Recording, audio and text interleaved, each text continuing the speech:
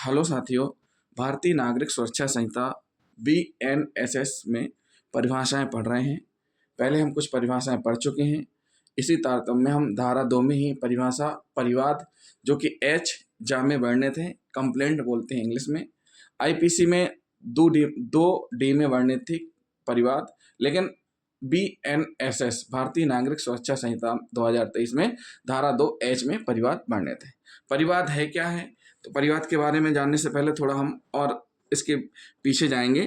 जब कभी समाज में कोई अपराध घटित होता है, तब दंड न्यायालय का तंत्र दो तरह से परिचालित किया जा सकता है। प्रथम, पुलिस थाने पर अपराध घटित होने की इत्तला देकर, और द्वितीय, मजिस्ट्रेट के समक्ष परिवाद करके। इस धारा में परिवाद शब्द की परिभाषा दी गई है। इस परिभाषा के अनुसार परिवाद एक लिखित या मौखिक अभिकथन है। परिवाद क्या है? एक लिखित या मौखिक अभिकथन है जिसमें किसी आपराधिक घटना के तथ्य सम्मिलित रहते हैं। यह अभिकथन मजिस्ट्रेट के समक्ष किया जाता है। इस अभिकथन द्वारा मजिस्ट्रेट से यह कहा जाता है कि किसी ज्ञात अथवा अज्ञात व्यक्ति ने कोई अपराध कार्य किया है।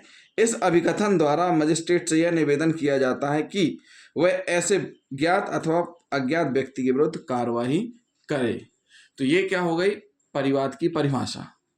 देखिए, समाज में जब भी कोई अपराध होता है, यानी विधि के विरुद्ध या विधि द्वारा निषिद्ध कोई दंडनीय कार्य किया जाता है किसी के द्वारा, तो उसके लिए दो तरीके रहते हैं दंडित करने के लिए।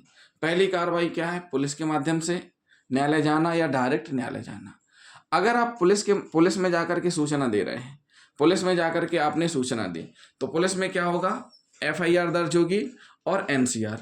एफआईआर मतलब कॉग्निजेबल क्राइम्स जो रहते हैं, अपराध रहते हैं, उनसे रिलेटेड एफआईआर दर्ज होगी, और नॉन कॉग्निजेबल रिपोर्ट में एनसीआर दर्ज होगी। एफआईआर में पूरी इन्वेस्टिगेशन होकर के आरोपी अगर जमानती अपराध किया है, अजमानती अपराध किया है, जो भी है, तो न्यायालय तक भेजा जाएगा। लेकिन एनसीआर में सामने वाले कंप्लेनर को न्यायालय जाने की सलाह दी जाती है ताकि वह अपना परिवाद प्रस्तुत कर सके, और न्यायालय के आदेशानुसार आगे की फिर कार्रवाई पुलिस करती है। अगर न्यायालय उस मामले में इन्वेस्टिगेशन करने के लिए, अपराध पंजीबद्ध करने के लिए आदेश देते हैं, तो उस पर आगे की कार्रवाई आदेशानुसार होगी। ये कंडीशन हो गई क्या? पुलिस थाने में इत्तला देने की, यानी पुलिस थाने में रिपोर्ट देने की।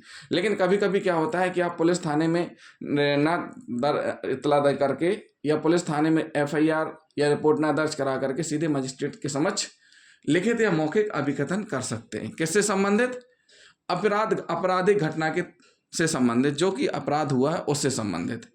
और ये संज्ञेय असंज्ञेय दोनों हो सकता है। क्या हो सकता है? संज्ञेय और असंज्ञेय दोनों हो सकता है। किसी भी प्राइवेट नागरिक जो किसी अपराध के संबंध में आपराधिक कार्रवाई का सूत्रपात करना चाहता है, दो में से किसी एक मार्ग को पकड़ना पड़ता है। प्रथम, यदि अपराध संज्ञेय है तो वह पुलिस के समक्ष प्रथम इत्तला रिपोर्ट दाखिल करें, एफआईआर दर्ज कराएं, अथवा द्वितीय यह कि वह किसी सक्षम न्यायिक मजिस्ट्रेट के समक्ष परिवाद दाखिल करे, चाहे भले ही अपराध संज्ञेय हो या असंज्ञेय। इस संहिता का उद्देश्य जनता की स्वतंत्रता और सुरक्षा सुनिश्चित करना है, और इस प्रयोजन के लिए उन्हें अधिकार प्रदान करता है कि यदि वे समझते हैं कि उनके या भारतीय गणतंत्र के विरुद्ध कोई अपकार किया गया है, तो वे न्यायालय आए और पुलिस की उच्छृंखलता पर अंकुश लगाएं। कोई भी प्रथम वर्ग मजिस्ट्रेट और विशेष रूप से सशक्त किए गए द्वितीय वर्ग मजिस्ट्रेट किसी भी अपराध का संज्ञान निम्नलिखित दशाओं में कर सकते हैं। पहली कंडीशन क्या है जो संज्ञान कर सकते हैं? उन तथ्यों का जिनसे ऐसा अपराध बनता है। ऐसे तथ्यों के बारे में पुलिस रिपोर्ट, पुलिस अधिकारी से भिन्न किसी व्यक्ति से प्राप्त इस इत्तला पर स्वयं अपनी इस जानकारी पर ऐसा अपराध किया गया है। ये क्या है? 3 कंडीशन है जिनके आधार पर संज्ञान ले सकते हैं। इस तरह परिवाद और इत्तला में बारीक अंतर है। इत्तला मतलब एफआईआर करवाने पुलिस थाने में जाना, परिवाद यानी न्यायालय जाना है। परिवाद का मार्ग पकड़कर कोई व्यक्ति मजिस्ट्रेट से कार्रवाई करने का निवेदन करता है, परंतु इत्तला में मजिस्ट्रेट को केवल अपराध घटित होने की सूचना दी जाती है। कोई क्या की जाती है? अपराध घटित होने की सूचना दी जाती है। जब परिवाद किया जाता है तब मजिस्ट्रेट को इस संहिता के उपबंधों के अनुसार कार्रवाई करना आवश्यक हो जाता है, परंतु एफआईआर मिलने पर वह चाहे तो कार्रवाई कर सकता है अथवा नहीं। एफआईआर के आधार पर कार्रवाई करने के मार्ग में 2 प्रकार की रुकावटें आती हैं। प्रथम यह कि एफआईआर के आधार पर कार्रवाई करने का अधिकार प्रथम तथा विशेष रूप से सशक्त किए गए द्वितीय वर्ग मजिस्ट्रेट को है।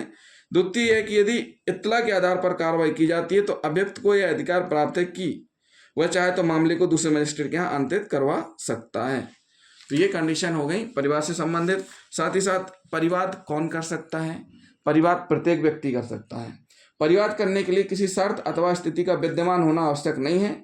समाज का कोई भी व्यक्ति परिवाद कर सकता है, चाहे भले ही वह व्यक्ति आपराधिक तथ्य का साक्षी हो या ना हो, अथवा चाहे भले ही वह व्यक्ति पीड़ित पक्षकार हो या ना हो, परंतु वह परिवाद कर सकता है। संयुक्त परिवाद क्या होता है? संयुक्त परिवाद भी हम इसी में बता देते हैं। परिवाद जब एक से अधिक व्यक्तियों द्वारा किया जाता है तो उसे संयुक्त परिवाद की संज्ञा दी जाती है। क्या दी जाती है? संयुक्त परिवार की संज्ञा दी जाती है। तो साथियों, ये क्या हो गया? परिवार से रिलेटेड हमने आपको बताया। परिवाद होता क्या है, परिवाद के बारे में शॉर्ट में हमने आपको समझाने की कोशिश की है। परिवाद का मतलब ये होता है कि जब भी अपराध कोई घटित होता है, घटित होने की सूचना पुलिस थाने में दी जाती है, FIR दर्ज होती है और असंज्ञेय की NCR दर्ज की जाती है। उसके बाद फिर उसी रिपोर्ट को न्यायालय में प्रस्तुत करके सामने वाले के खिलाफ कार्रवाई करवा सकते हैं शिकायतकर्ता। दूसरी कंडीशन, मजिस्ट्रेट के समक्ष डायरेक्ट लिखित या मौखिक रूप से अभिकथन कर सकते हैं और ये अभिकथन अपराध से संबंधित रहता है और चाहे वो संज्ञेय हो असंज्ञेय, दोनों कंडीशन में होती है। तीसरी कंडीशन, जब आपकी सुनवाई नहीं हो रही है, आपने पुलिस में कंप्लेन की, आवेदन दिया, उसके बाद आप 156(3) के तहत न्यायालय की शरण में जाकर के परिवाद लगा सकते हैं और कार्रवाई करवा सकते हैं। तो ये हुआ परिवाद के बारे में। तो जिन साथियों ने अभी तक हमारा चैनल सब्सक्राइब नहीं किया है तो सबसे पहले हमारे चैनल को सब्सक्राइब कर लें, बेल आइकन बटन दबाना ना भूलें, वीडियो को अधिक से अधिक शेयर करें।